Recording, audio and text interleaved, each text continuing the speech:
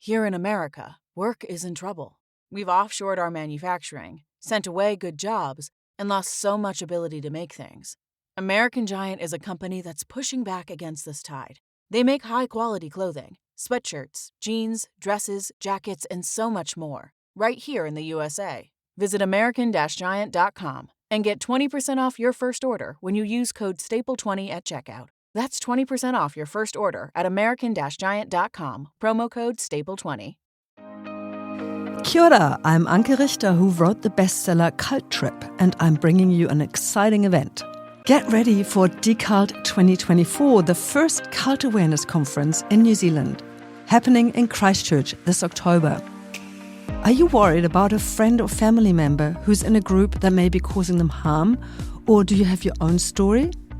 Then join us for a weekend with experts from around the world, where those who've left culty groups can share their experiences and meet professionals who can help them. Head to our website decult.net for all the info.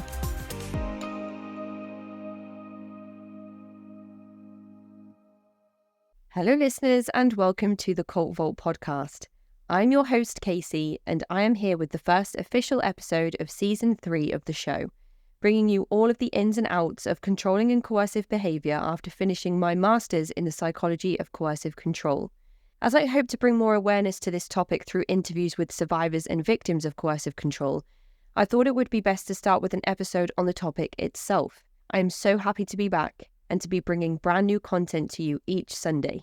Thank you to everyone listening and to those who have supported me pre, during and post-degree. Now, on to the show. The battered women's movement, part of the broader women's rights movement, began to take shape in the late 1960s and early 1970s. It emerged as a response to the widespread issue of domestic violence, which until then had largely been ignored or accepted as a private family matter. The movement sought to raise awareness, provide support for victims, and push for legal reforms to protect women from abuse. The feminist movement of the 1960s laid the groundwork for the battered women's movement by challenging traditional gender roles and advocating for women's rights. Activists began to speak out about domestic violence, bringing the issue into public discourse. In 1971, the first women's shelter in the United States, Women's Advocates, was established in St. Paul, Minnesota. This was followed by the establishment of many more shelters across the country. These shelters provided refuge, support, and resources to women escaping abusive relationships. The 1970s also saw the introduction of legal reforms, aiming at protecting victims of domestic violence. For example, the introduction of restraining orders allowed victims to legally protect themselves from their abusers. The 1980s brought further legislative action, including the establishment of domestic violence units in police departments, mandatory arrest policies for domestic violence cases, and increased funding for shelters and victim services. A significant milestone was the passage of the Violence Against Women Act, or the VAWA, in 1994 in the United States. VAWA provided federal funding for investigations and prosecutions of violent crimes against women, established the Office on Violence Against Women, and created protections for victims. The movement not only helped to bring about legal changes, but also played a critical role in shifting societal attitudes towards domestic violence, framing it as a public issue rather than a private matter. Synthesizing the progress in research, legal reforms, and social movements, Evan Stark, amongst others, began to define abuse that was psychological and aimed to control people through non-violent means. Evan Stark was a forensic social worker, sociologist, and one of the leading experts on domestic violence, particularly known for his work on the concept of coercive control. I was lucky enough to interview Evan Stark on this podcast a few episodes back before he passed away sadly at the start of this year. Stark has had a significant impact on the field of domestic violence research and policy through his pioneering work in understanding the psychological and emotional dimensions of abuse. Stark's career spans decades of research, activism, and clinical work. His research has been crucial in shifting the focus of domestic violence from physical abuse to include the psychological and emotional dimensions of abuse, which often have devastating effect on victims. Evan Stark introduced the concept of coercive control in his landmark book Coercive Control: How Men Entrap Women in Personal Life, which was published in 2007. Stark's definition of coercive control has been influential in changing how domestic violence is understood and addressed. Coercive control, according to Stark, refers to a pattern of behaviour designed to dominate and control a partner's life. Unlike physical violence, which may be sporadic, coercive control is characterised by an ongoing, systematic campaign of domination, isolation, and intimidation. It is a form of abuse that entraps women, primarily, in their relationships by stripping away their autonomy and ability to make decisions. That's not to say that other genders can't be impacted by coercive and controlling behaviour. Key elements of coercive control include isolation, where the abuser may isolate the victim from friends, family, and other sources of support, making it difficult for the victim to escape or seek help. The control of daily life, where the abuser exerts control over every aspect of the victim's life, including where they go, what they wear, who they see, and how they spend their money. Threats and intimidation, where the abuser uses threats both explicit and implicit to instill fear and maintain control, and this could include threats of physical harm, but also threats to take away children, ruin reputations, or harm loved ones and pets. Monitoring and surveillance, where the abuser may monitor the victim's activities, communications, and whereabouts, ensuring that they are constantly aware of the victim's actions. And psychological abuse. Coercive control often involves psychological manipulation, including gaslighting, where the abuser makes the victim doubt their own reality or sanity. Stark argues that coercive control is a more accurate and encompassing term to describe the experiences of many victims of domestic abuse than physical violence alone. It highlights the ongoing nature of the abuse and its impact on the victim's freedom and sense of self. Coercive control is a serious form of domestic abuse, and various countries have enacted or are considering laws to address it. The legal frameworks vary significantly, with some countries specifically targeting coercive control and others addressing it within broader domestic abuse legislation. England and Wales were among the first jurisdictions to criminalise coercive control explicitly. The Serious Crime Act 2015, which came into force in 2015, makes it an offence to engage in controlling or coercive behaviour in an intimate or family relationship. The law defines coercive control as a pattern of behaviour that has a serious effect on the victim, causing them to fear violence or feel alarmed or distressed to the extent that it affects their day-to-day activities. The offence can result in a prison sentence of up to 5 years. Scotland introduced a pioneering law that criminalises psychological domestic abuse, including coercive control, in 2018. The law defines abusive behaviour as behaviour that is violent, threatening, or intimidating, as well as behaviour that isolates, restricts freedom, or is degrading. Offenders can face up to 14 years in prison. In Northern Ireland, the Domestic Abuse and Civil Proceedings Act came into effect in 2021 and includes provisions for coercive control. This law includes a broad definition of abusive behaviour that covers physical, psychological, and emotional abuse, with a specific focus on patterns of controlling behaviour. The maximum penalty for coercive control is 14 years in prison. France introduced measures to combat domestic violence, including psychological abuse and controlling behaviour, under a broader legal framework. The law does not explicitly use the term coercive control, but it criminalises behaviours that aim to dominate or intimidate a partner. Penalties vary based on the specific actions and their consequences. The legal recognition of coercive control is an evolving area, with some countries like the UK and Ireland leading the way by explicitly criminalising it. Other jurisdictions address coercive control within broader domestic abuse laws, though there is growing momentum globally to recognise and tackle this form of abuse more directly.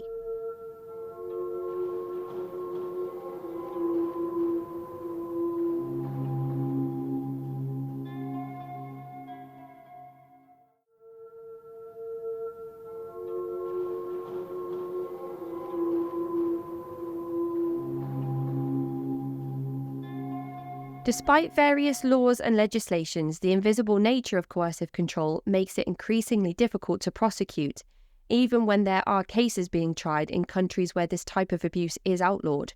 Sally Challen, for example, is a significant and highly publicised legal case in the UK that has had a profound impact on the understanding and legal treatment of domestic abuse, particularly in relation to coercive control and Section 76 of the Serious Crime Act 2015. Sally Challen, born in 1954, was married to Richard Challen for over 30 years. The couple had 2 sons. Throughout their marriage, Sally endured years of emotional and psychological abuse from Richard, which is now recognised as coercive control. Richard was described as a controlling, manipulative, and unfaithful husband.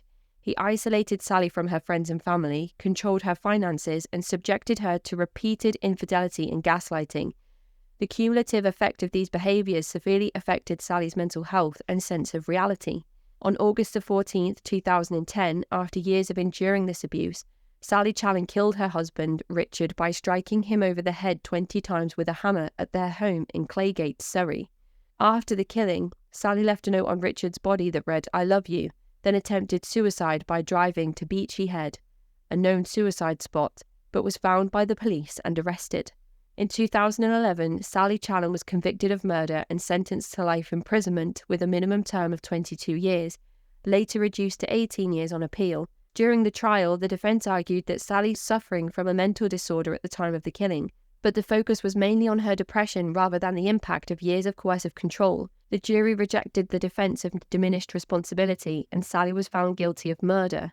Following Sally's conviction, her case became a focal point for campaigners against domestic abuse, particularly those advocating for the recognition of coercive control as a serious form of abuse. The concept of coercive control had been recognised in law in England and Wales only in 2015 under the Serious Crime Act, which was not in place at the time of Sally's trial. Sally's defence team, supported by campaigners, argued that the original trial had failed to adequately consider the years of psychological abuse that Sally had endured. They contended that the new understanding of coercive control provided a crucial context that should have been considered in her defence. In February 2019, Sally Challen's new legal team won the right to appeal her murder conviction, arguing that new psychiatric evidence and the recognition of coercive control as a criminal offence constituted grounds for an appeal. On February 28, 2019, the Court of Appeal quashed Sally Challen's murder conviction, ruling that her original trial had not taken into account the years of coercive control and psychological abuse she had suffered. The court recognised that these factors were crucial in understanding her actions and the state of mind she was in at the time of the killing. The appeal court ordered a retrial, but on June 7, 2019, the Crown Prosecution Service, or CPS, accepted Sally's plea to the lesser charge of manslaughter on the grounds of diminished responsibility, acknowledging that her mental condition at the time of the killing had been significantly affected by Richard's abusive behaviour. Sally Challen was sentenced to 9 years and 4 months for manslaughter, but because she had already served nearly that amount of time in prison, she was released immediately. The Sally Challen case is considered a landmark in British legal history. It highlighted the devastating effects of coercive control and led to a greater understanding of how psychological abuse can drive victims to extreme actions.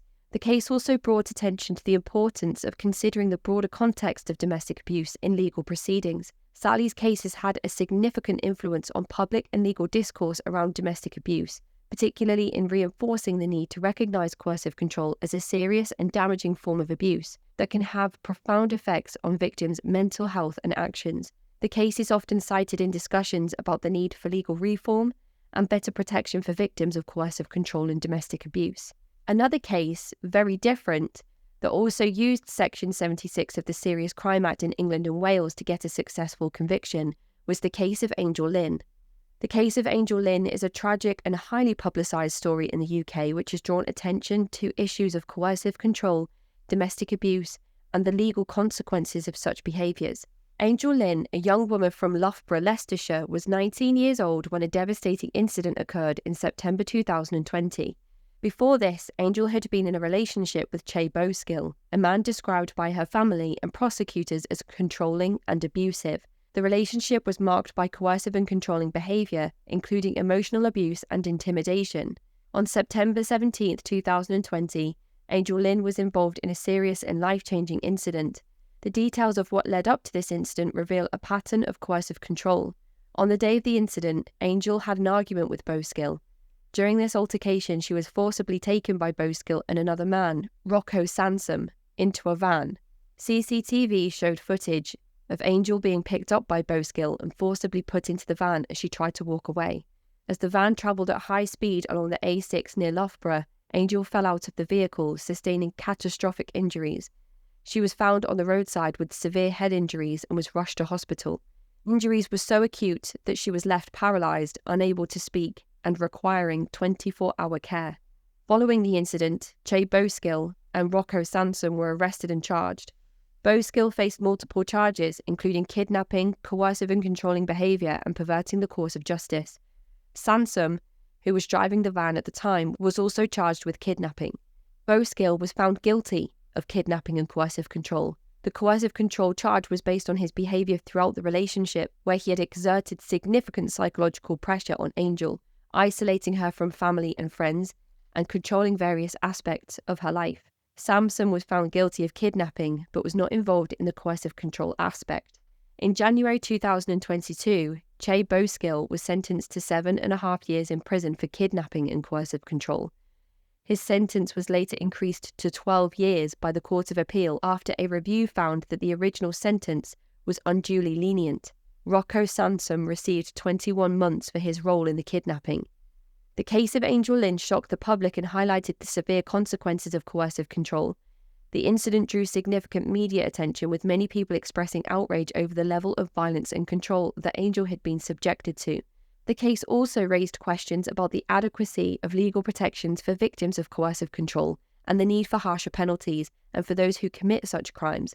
The increase in Boskill's sentence by the Court of Appeal was seen as a reflection of the seriousness with which the judiciary views coercive control and its devastating impact on victims. As of the latest updates, Angel Lynn remains in a severely incapacitated state due to the injuries sustained in the fall. Her family continues to care for her, and they have been vocal about the need for greater awareness and action against coercive control and domestic abuse. The Angel Lynn case underscores the dangers of coercive control and the need for society and legal systems to take such behaviour seriously.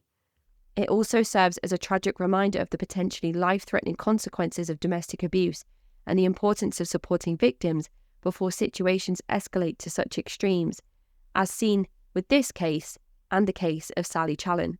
The Angel Lynn case saw a successful prosecution of coercive control, largely due to statements from family, friends and work colleagues regarding Boskill's behaviour towards Angel, but also due to the electronic evidence gathered during the investigation, where text messages, voice recordings and voicemails provided a clear picture of coercive control for prosecutors. However, in some cases of coercive control, where this evidence is not so easily gathered or presented, there may not be successful convictions, again, given the invisible nature of this form of abuse. Whilst coercive control is a pattern of behaviour designed to dominate and subjugate a person, stripping away their autonomy, self-worth and sense of safety, it is most commonly discussed in the context of intimate partner relationships, especially as most of the legal reforms at the moment reflect that context. The concept of coercive control, however, can extend to various other settings, including workplaces, cults, sports teams, extremist groups, gangs, and human trafficking, and so much more. In the workplace, managers or co-workers may use threats, intimidation, or manipulation to maintain control over employees. This can include threats to job loss, demotion, or other punitive measures. Employees may be isolated from co-workers, denied access to essential resources, or deliberately excluded from communication and decision-making processes. Overly controlling supervision that strips employees of their autonomy, forcing them to seek approval for even minor decisions, can be a form of coercive control. Bullying, verbal abuse, or gaslighting in the workplace can undermine an employee's confidence and sense of reality, making them feel powerless. Employees might be coerced into working excessive hours, taking on additional responsibilities without compensation, or performing tasks outside their job description under the threat of negative consequences.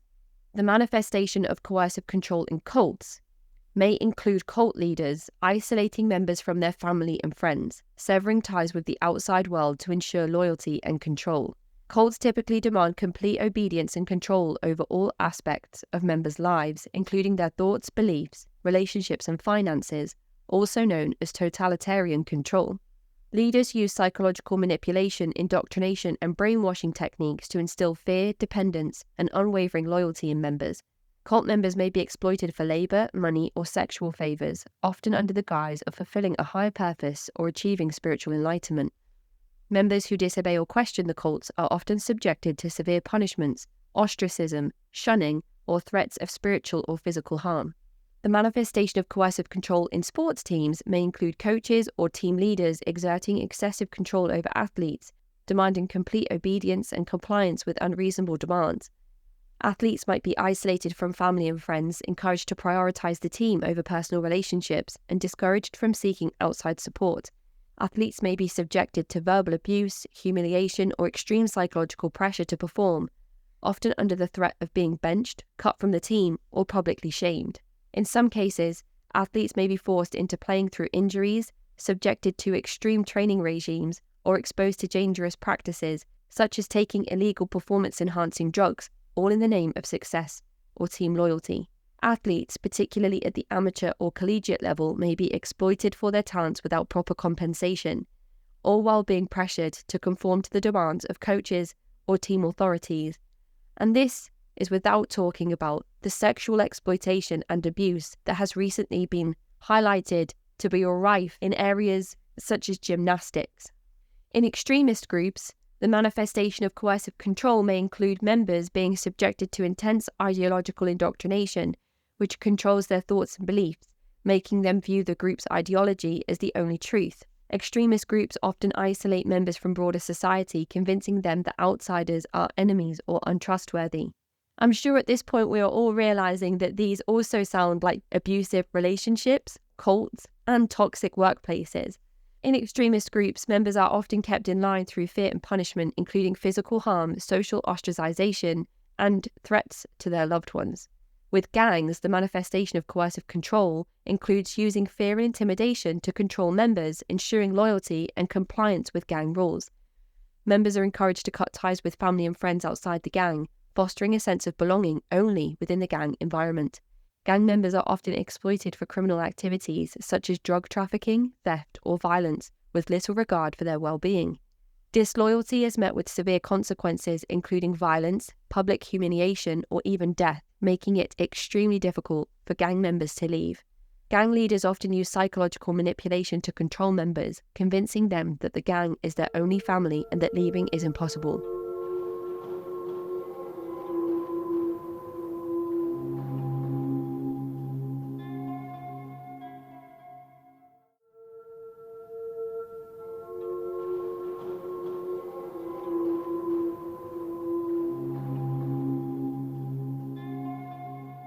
Manifestation of coercive control in human trafficking cases can include victims of human trafficking being subjected to physical violence, sexual abuse, and psychological manipulation to maintain control. Traffickers isolate victims from their support networks, often moving them to unfamiliar places where they cannot seek help. Victims may be trapped in situations of debt bondage, where they are forced to work to pay off insurmountable debt to the traffickers, often under the threat of violence. Traffickers use threats against victims and their families to prevent escape or resistance, creating a climate of constant fear. Traffickers often control every aspect of a victim's life, including their movements, communication, and access to basic needs, stripping away their autonomy. Coercive control in these different contexts shares common characteristics: the use of fear, intimidation, isolation, psychological manipulation, and the exploitation of individuals to dominate and control. Whether in intimate relationships, workplaces, or larger groups like cults or gangs, the impact of coercive control is profound, often leading to long-lasting psychological trauma, loss of autonomy, and a deeply entrenched sense of powerlessness. Understanding how coercive control operates in these various settings helps to broaden the recognition of this form of abuse and informs the development of interventions and legal protections across different areas of society. There are certain laws here in England, Wales, and the UK overall that criminalise coercive and controlling behaviour in other areas, such as workplaces, even though the language of coercive control is not used explicitly. Section 76 of the Serious Crime Act is a landmark provision in English and Welsh law that explicitly criminalises controlling and coercive behaviour in intimate or family relationships. This is different to the Domestic Abuse Act from 2021, which further strengthens protections against domestic abuse, including coercive control, by expanding definitions and providing additional legal tools for victims. Then there's the Health and Safety at Work Act 1974, which requires employers to ensure, as far as reasonably practicable, that health, safety, and welfare of their employees is maintained at work. While the Act does not explicitly mention coercion, employers have a duty to protect employees from risks to their health and safety, which can include psychological harm due to bullying, harassment, or exploitation in the workplace. Employers are encouraged to have policies and procedures in place that address workplace bullying and harassment, and this can include elements of coercive control. The Counter-Terrorism and Security Act 2015 includes measures to prevent individuals from being drawn into terrorism and addresses issues related to radicalisation and extremist behaviours. However, it doesn't specifically criminalise coercive control within extremist groups.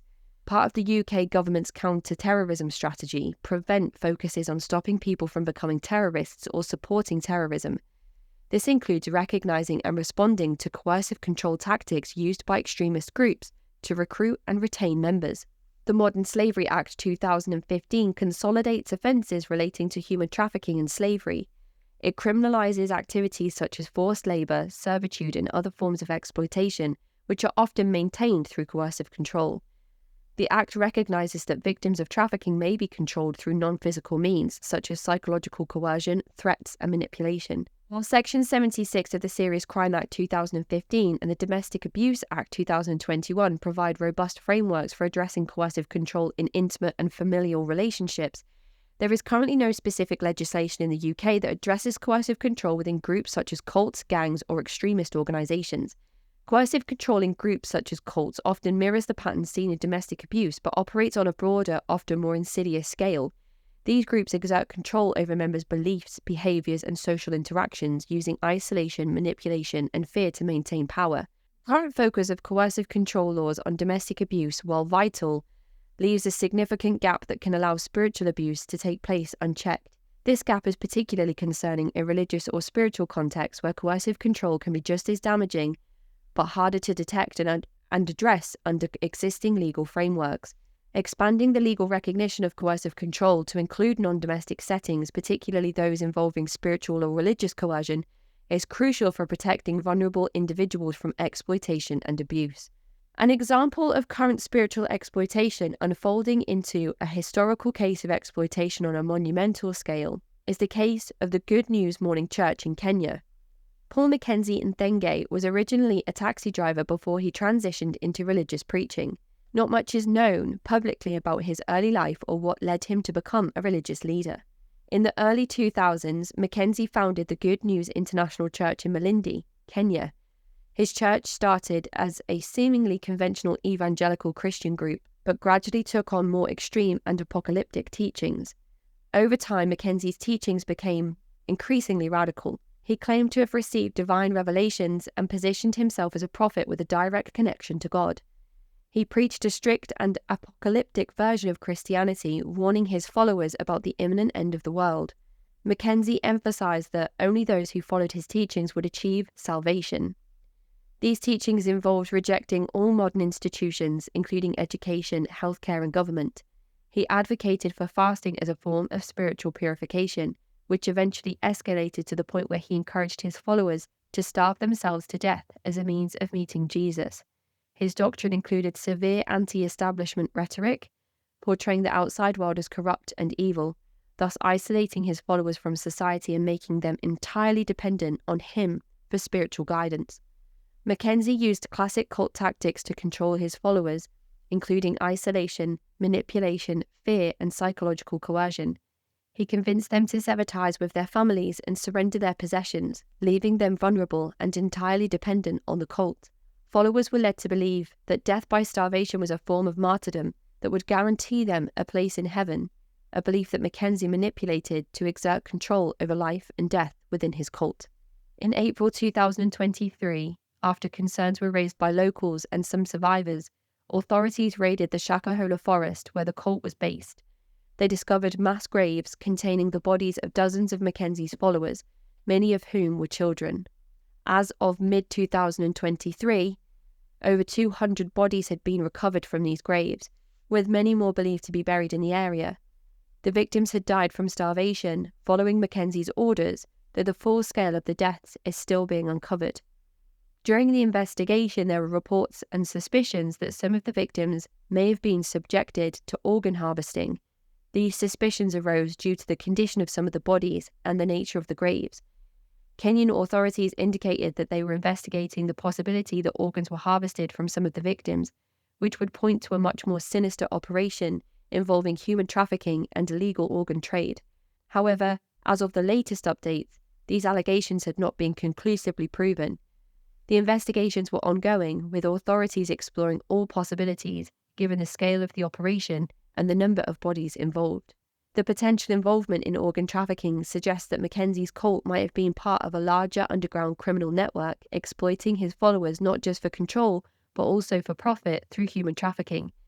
Human trafficking, particularly for organ harvesting, is a known issue in parts of Africa where vulnerable populations are sometimes exploited for their organs, which are sold on the black market. Paul Mackenzie was arrested in April 2023 and charged with various crimes including terrorism, murder and child abuse. His trial, which is currently unfolding, has been closely watched by people around the world. Kenyan authorities, including President William Ruto, have strongly condemned Mackenzie's actions, describing them as acts of terrorism. The government has vowed to crack down on extremist religious groups and cults operating in the country. The case has triggered widespread horror and condemnation both within Kenya and internationally. It has led to calls for tighter regulation of religious organisations in Kenya and more robust protections against cult-like groups. There is also increased scrutiny on how authorities handled previous warnings about Mackenzie's activities, with questions about whether more could have been done to prevent the tragedy. All in all, there is a critical need worldwide for religious exploitation to be recognised and included in worldwide policies and legislations. Coercive control laws need to be adopted more widely around the world, with a focus on expanding current controlling and coercive behaviour laws to include other contexts, such as high-demand groups. As I have now concluded my Masters in the Psychology of Coercive Control, I hope to bring more of this as a topic into the Cult Vault podcast, and I'm excited for you to join me on that journey. Thank you to those who are still here with me, listening weekly, interacting on Patreon, and leaving reviews. You have my eternal gratitude. I'm your host, Casey, and this has been the Cult Vault podcast.